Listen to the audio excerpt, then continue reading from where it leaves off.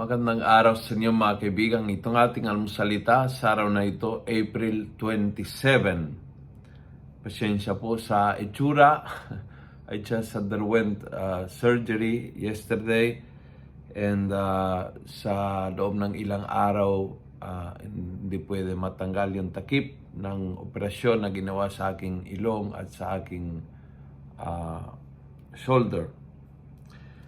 Ang Ebanghelyo say something beautiful. Truly I say to you, the one who believes in me will do the same work that I do. This heavy stuff. Kung talaga naniniwala tayo sa Panginoon, kaya nating gawin ang ginawa niya.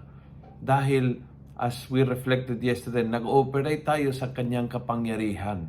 So kapag nasa ating ang kapangyarihan ng Diyos, kaya nating gawin ang ginawa ni Jesus. Anong ginawa ni Jesus? Dumaan siya, kung saan man dumaan, gumawa siya ng kabutihan. Kaya natin yan. Nagdala ng paghilom sa mga may sakit.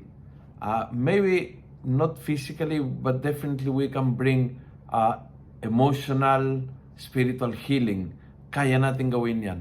Nagpahayag siya ng mabuting balita sa mga kreatibong paraan, sa mga matalinghagang paraan.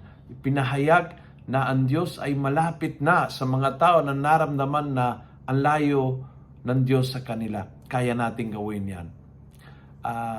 Nagdala siya ng sense of community na napakatibay sa mga tao na hindi sanay noon na ang simbahan ay komunidad.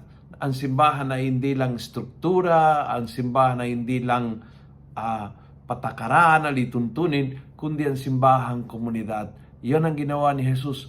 Kaya din natin gawin yan.